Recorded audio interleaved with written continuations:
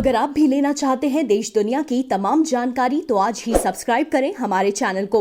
साथ ही नीचे दिए बेल आइकन को जरूर दबाएं ताकि हर अपडेट आप तक पहुंच सके। नमस्कार, साक्षी न्यूज नेटवर्क पर आप सभी का स्वागत है। पश्चिम बंगाल विधानसभा चुनाव से पहले आज तृणमूल कांग्रेस को तब बड़ा झटका लगा जब हाल ही में राज्यसभा की सदस्यता से इस्तीफा देने वाले पूर्व केंद्रीय मंत्री दिनेश त्रिवेदी भाजपा में शामिल हो गए। भाजपा अध्यक्ष जेपी नड्डा ने स्वयं दिनेश त्रिवेदी का पार्टी में स्वागत किया और कहा कि तृणमूल कांग्रेस में भ्रष्टाचार, अवसरवादिता, लोकतंत्र की हत्या, संस्थाओं का गला घोंटना, ये सब कुछ विराजमान है। इसीलिए संवेदनशील और विवेकशील व्यक्तित्व के धनी दिनेश त्रिवेदी तृणमूल कांग्रेस छोड़कर भाजपा में शामिल हो रहे हैं। इस अवसर पर दिनेश त्रिवेदी ने भी तृणमूल कांग्रेस नेतृत्व पर सिर्फ अपने परिवार के लिए राजनीति करने का आरोप लगाया। आइए देखते हैं त्रिवेदी को पार्टी में शामिल करते हुए भाजपा अध्यक्ष नड्डा ने क्या कहा और नई पार्टी में आते ही दिनेश त्रिवेदी ने कैसे साधा है ममता बनर्जी पर निशाना। ये हमारे लिए बड़ा हर्ष का विषय है कि बहुत ही सहज व्यक्तित्व के धनी आदरणीय दिनेश त्रिवेदी जी हमारे पार्टी को ज्वाइन कर रहे हैं। आज मैं जो उनका बायोडाटा है और जिस प्रकार की उनकी सफ़र रही है वो आपके सामने संक्षिप्त में रख रहा हूं।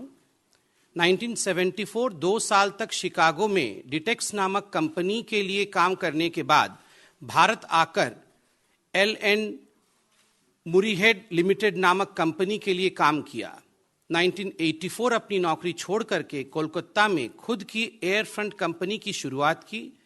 दिनेश त्रिवेदी ने वर्ष 1980 में कांग्रेस पार्टी के जरिए राजनीति में कदम रखा था, लेकिन वर्ष 1990 में वह जनता दल में चले गए और जब साल 1998 में ममता बनर्जी ने तृणमूल कांग्रेस पार्टी बनाई तो दिनेश त्रिवेदी उनके साथ आए। ममता ने उन्हें पार्टी का महासचिव बनाया था। 1990-1996 तक वे गुजरात से राज्यसभा सांसद रहे, तब वे जनता दल के टिकट पर राज्यसभा सांसद निर्वाचित हुए थे। वर्ष 2002 से 2008 के बीच आदरणीय दिनेश त्रिवेदी जी पश्चिम बंगाल से राज्यसभा में चुने गए। 2009 में दिनेश त्रिवेदी जी पश्चिम बंगाल के बैरकपुर लोकसभा चुनाव क्षेत्र से तृणमूल कांग्रेस की टिकट पर चुनाव लड़े और CPM पार्टी के तरित बरल तोपदार को हराया। 2011 में श्री दिनेश त्रिवेदी देश के केंद्रीय रेल मंत्री बने। 13 जुलाई 2011 से 18 मार्च 2012 तक वो रेल मंत्री रहे। 2012 में उन्होंने देश के रेल मंत्री पद से इस्तीफा दे दिया। 2014 में वे बैरकपुर से एक बार फिर से 16वीं लोकसभा का चुनाव लड़े और CPM को हराया। 2017 में वित्त संबंधी स्थायी समिति के सदस्य बने। अप्रैल 2020 से 12 फरवरी 2021 तक वे पश्चिम बंगाल से राज्यसभा सांसद रहे और 12 फरवरी को उन्होंने राज्यसभा से इस्तीफा दिया। दिनेश जी का बहुत बहुत स्वागत है। अब मैं निवेदन करूंगा भारतीय जनता पार्टी के राष्ट्रीय अध्यक्ष माननीय जेपी नड्डा जी से कि वो पुष्पगुच्छ और पटका इत्यादि दे करके फॉर्मली दिनेश जी को पार्टी में इंडक्ट करें।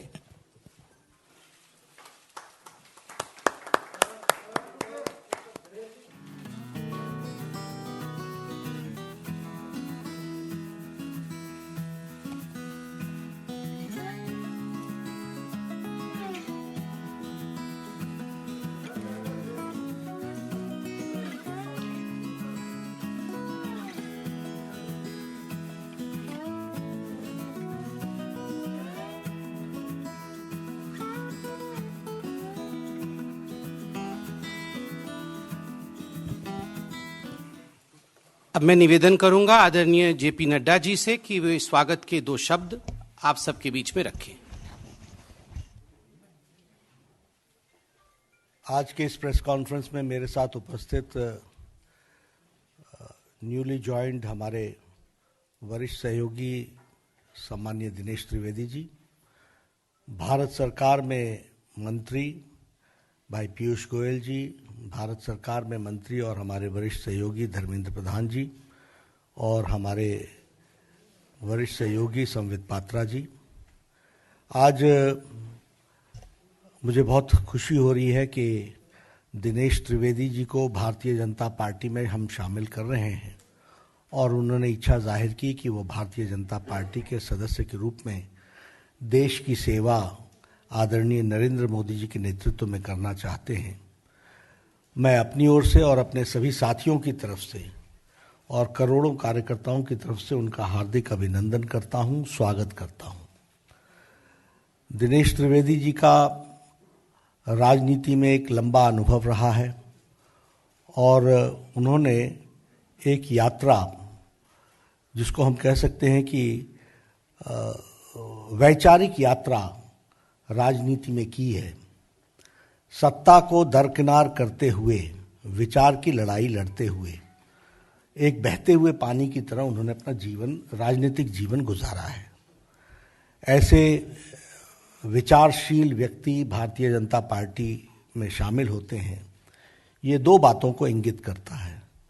एक तो उस बहते हुए पानी की तरह विचार में भी उन्होंने भारतीय जनता पार्टी के साथ अपने आप को समावेश किया है, और दूसरा कि भारतीय जनता पार्टी में ही ये ताकत है कि सभी विचारशील लोगों को अपने साथ समा करके देश की सेवा में लगा सके, ये इसमें से दिखने को मिलता है।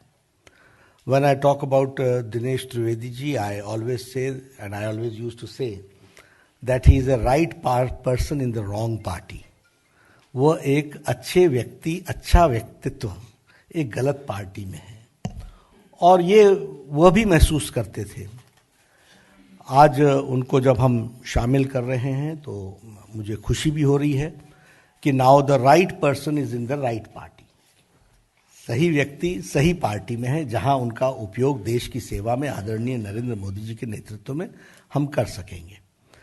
अगर हम इनके राजनीतिक जीवन को देखें तो he has always paid the price for principles. इन्होंने राजनीति में नीतियों के कारण कीमत चुकाई है, और उस कीमत को चुकाने में वो कभी भी पीछे नहीं रहे हैं। फिर चाहे वो रेल मंत्री के रूप में हो, और उसके बाद भी जिस तरीके से उन्होंने पार्टी के अंदर तृणमूल कांग्रेस में भी इन सारी बातों को कहते रहे, उजागर करते रहे समय समय पर, वह बताता है कि एक विचारशील व्यक्तित्व किस तरीके से अपनी बातों को रखता है। और अभी भी अगर हम देखें तो आप राज्यसभा के सदस्य थे। फॉर प्रिंसिपल्स आपने राज्यसभा की सीट छोड़ी है। ये आइडियलिज्म वर्सेस अपॉर्चुनिज्म, यानी अपॉर्चुनिज्म को छोड़कर, अवसरवादी विचार को छोड़कर वैचारिक पृष्ठभूमि पर आपने भारतीय जनता पार्टी के साथ आप आए हैं। और इसमें से हमको यह भी दिखने को मिलता है कि आप किस तरीके से वैचारिक दृष्टि से अपॉर्चुनिज्म को छोड़कर, अवसरवादिता को छोड़कर, राज्यसभा की सीट छोड़कर के वैचारिक पृष्ठभूमि पर आपने भारतीय जनता पार्टी को ज्वाइन किया है। इसलिए हम सब लोग आपका स्वागत भी करते हैं, और यह भारतीय जनता पार्टी की विशेषता को भी बताता है कि किस तरीके से आज मोदी जी के नेतृत्व में सभी लोग देश की सेवा करने का, अगर कोई फोरम, प्लेटफॉर्म, राजनीतिक दल कार्य करने की इच्छा को पूरा करना, यह करने का अगर फोरम और पार्टी है तो वह भारतीय जनता पार्टी है। यह भी इस बात को दर्शाता है। मुझे दिनेश जी कोई 2 महीने पहले मिले थे, और दिनेश जी ने मुझसे कहा था कि I want to serve the nation and I want to serve in the right way. इन्होंने पार्टी की बात नहीं की थी, लेकिन इनके मन में ललक, और आप समझ सकते हैं जो हम बार बार कहते थे कि तृणमूल कांग्रेस में भ्रष्टाचार, अवसरवादिता, लोकतंत्र की हत्या, इंस्टीट्यूशंस को का गला घोटना, ये सब कुछ विराजमान है।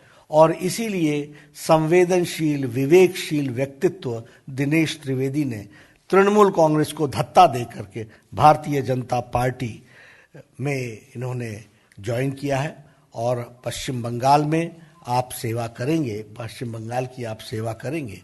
पश्चिम बंगाल के लिए आप निश्चित रूप से चुनाव में भी आप बहुत एक्टिवली पार्टिसिपेट करेंगे, लेकिन उसके साथ साथ पश्चिम बंगाल की सेवा में आप अग्रगणी रूप में सारी संगठन को आप के समावेश करते हुए हम सब लोग आगे बढ़ेंगे। आपका पुनः स्वागत है। यह आज की आपकी ज्वाइनिंग आइडियलिज्म की को बढ़ावा देता है, अपॉर्चुनिज्म को एक तरीके से नकारता है और इसी तरीके से अब सही व्यक्ति सही पार्टी में सही प्लेटफॉर्म पर देश की सेवा करने का आपको मौका मिलेगा, ऐसा मैं महसूस करता हूं। पश्चिम बंगाल की सेवा करने का मौका मिलेगा। पुनः आपका हार्दिक अभिनंदन और स्वागत। बहुत बहुत धन्यवाद माननीय नड्डा जी। अब मैं निवेदन करूंगा माननीय दिनेश जी से कि वो अपने दो शब्द रखें। सबको मेरा प्यार भरा नमस्कार। नड्डा जी, मैं सिर्फ धन्यवाद कहूँगा तो मुझे लगता है कि मेरी भावना अधूरी रह जाएगी। अधूरी क्या कि बिल्कुल नहीं कह सकूँगा।